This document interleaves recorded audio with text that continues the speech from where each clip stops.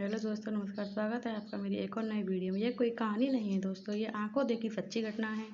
मेरी छोटी बुआ। रक्षाबंधन का त्यौहार पास आते ही मुझसे सबसे ज़्यादा जमशेदपुर झारखंड वाली बुआ जी की राखी के कुरियर का इंतज़ार रहता था।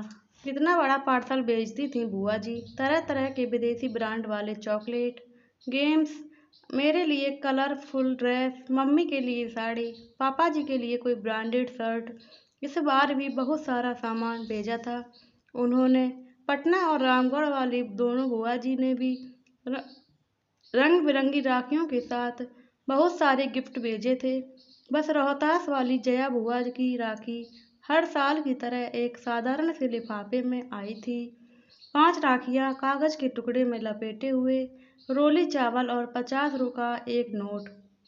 मम्मी ने चारों बुआ जी की पैकेट डाइनिंग टेबल पर रख दी थी ताकि पापा ऑफिस से लौट कर एक नज़र अपनी बहनों की भेजी राखियां और तोहफों देख लें। पापा रोज की तरह आते ही टी टेबल पर लंच बॉक्स का थैला और लैपटॉप की बैग रखकर सोफे पर पसर गए थे। चारों दीदी की राखियां आ गई हैं। मम्मी ने पापा के लिए किचन में चाय चढ़ाते हुए आवाज़ लगाई थी, जया का लिफाफा दिखाना जरा। पापा जया बुआ की राखी का सबसे ज़्यादा इंतज़ार करते थे और सबसे पहले उन्हीं की भेजी राखी कलाई में बांधते थे।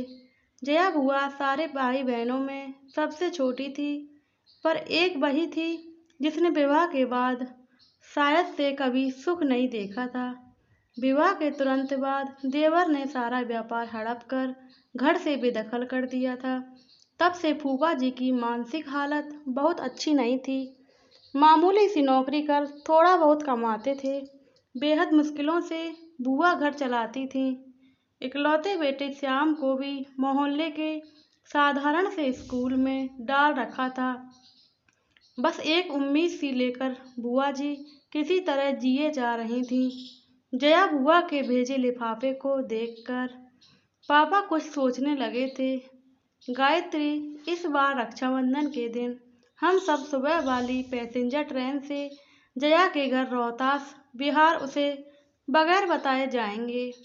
जया दीदी के घर। मम्मी तो पापा की बात पर एकदम से चौंक गई थी। आपको पता है ना कि उनके घर में कितनी तंगी है। हम 3 लोगों का नाश्ता खाना भी जया दीदी के लिए कितना भारी हो सकता है। वो कैसे सब कुछ मैनेज कर पाएगी। पर पापा की खामोशी बता रही थी कि उन्होंने जया बुआ के घर जाने का मन बना लिया है और घर में सबको पता था कि पापा के निश्चय को बदलना बेहद मुश्किल होता है।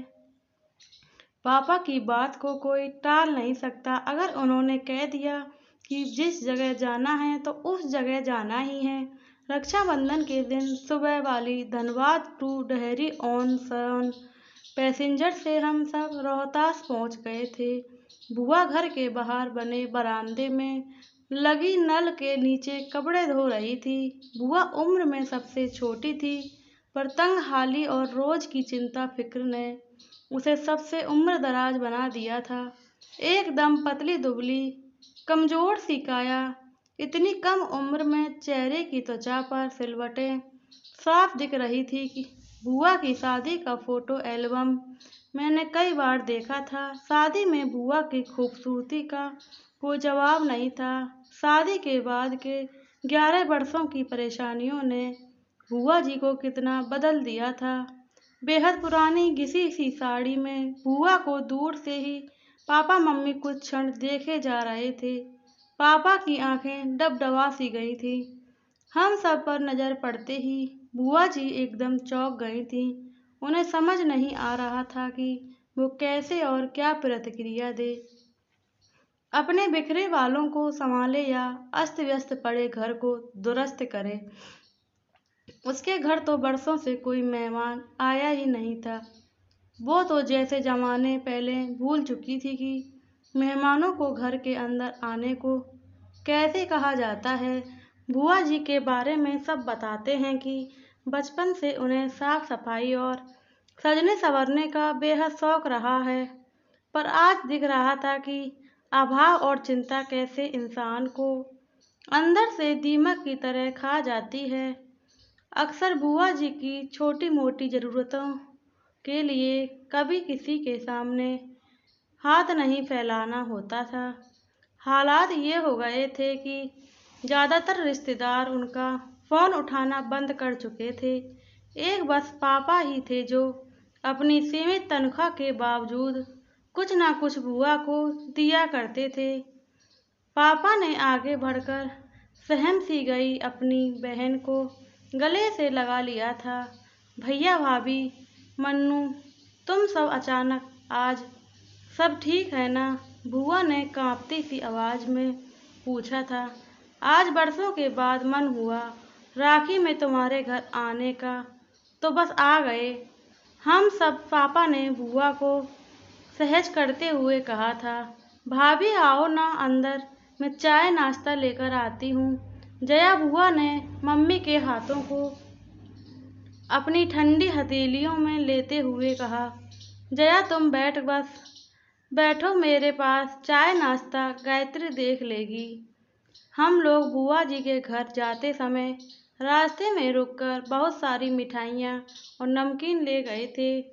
मम्मी किचन में जाकर सबके लिए प्लेट लगाने लगी थी।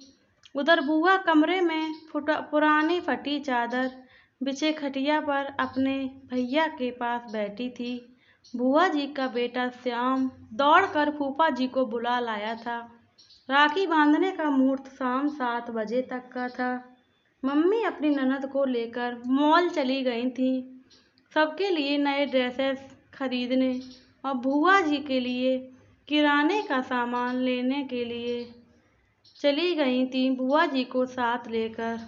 शाम होते होते पूरे घर का हुलिया बदल गया था। नए पर्दे, बिस्तर पर नई चादर, रंग बिरंगे डोरमेट और सारा परिवार नए ड्रेस पहनकर जच रहा था। ना जाने कितने सालों बाद आज जया बुआ की रसोई का भंडार घर लबालब भरा हुआ था। धीरे धीरे एक आत्मविश्वास सा लौटता दिख रहा था बुआ के चेहरे पर सच तो ये था कि उसे अभी भी सब कुछ सपने सा लग रहा था। बुआ जी ने थाली में राखियां सजा ली थीं, मिठाई का डिब्बा रख लिया था।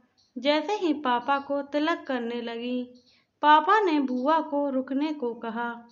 सभी आश्चर्यचकित होकर पापा को देखने लगे। 10 मिनट रुक जाओ, तुम्हारी दूसरी बहनें भी बस पहुंचने वाली हैं, पापा ने मुस्कुराते हुए कहा। तो सभी पापा को देखते रह गए। तभी आवाज आई बाहर से। गाड़ियों के हॉर्न की आवाज सुनकर बुआ, मम्मी और फूफा जी दौड़कर बाहर आए तो तीनों बुआ का पूरा परिवार सामने था। जया बुआ का घर मेहमानों से खचाखच भर गया था। महाराजगंज वाली नीलम बुआ बताने लगी कि कुछ समय पहले उन्होंने पापा को कहा था कि क्यों न हम मिलकर चारों धाम की यात्रा पर निकलते हैं। बस पापा ने उस दिन तीनों बहनों को फ़ोन किया और कहा कि अब 4 धाम की यात्रा का समय आ गया है। पापा की बात पर तीनों बुआ सहमत थीं और सबने तय किया था कि इस बार जया के घर सब जमा होंगे और थोड़े थोड़े पैसे मिलाकर उसकी सहायता करेंगे। जया बुआ तो बस एकटक सब अपनी बहनों और भाई के परिवार को देखे जा रही थी। कितना बड़ा सरप्राइज दिया था आज सबने उसे। सारी बहनों से वो गले मिलती जा रही थी। सबने पापा को राखी बांधी। ऐसा रक्षाबंधन शायद पहली बार था सबके लिए।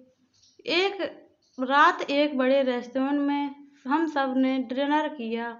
फिर गप्पे करते जाने पर काफ़ी रात हो चुकी थी। अभी भी जया बुआ ज़्यादा बोल नहीं रही थी। वो तो इस बीच बीच में छलक जाते अपने आंसू पोंछ लेती थी। बीच आंगन में ही सब चादर बिछाकर लेट गए थे। जया बुआ पापा से किसी छोटी बच्ची की तरह चिपक गई थी, मानो इस प्यार और दुलार का उसे बरसों से इंतजार था। बातें करते करते अचानक बुआ का शरीर पापा को एकदम ठंडा सा लग रहा था तो पापा घबरा गए। सारे लोग जाग गए, पर जया बुआ हमेशा के लिए सो गई थी। पापा की गोद में एक बच्ची की तरह लेटे लेटे वो विदा हो चुकी थी। पता नहीं कितने दिनों से बीमार थी और आज तक किसी से कहीं भी नहीं थी। आज सबसे मिलने का ही आशा लिए जिंदा थी शायद। प्लीज़ दोस्तों, वीडियो अच्छी लगी चैनल सब्सक्राइब करो, वीडियो को लाइक करो, कमेंट करो, शेयर करना बिल्कुल ना भूलो। मिलते हैं आगे आने वाली वीडियो में। जय श्री राम, राधे राधे, जय श्री कृष्णा।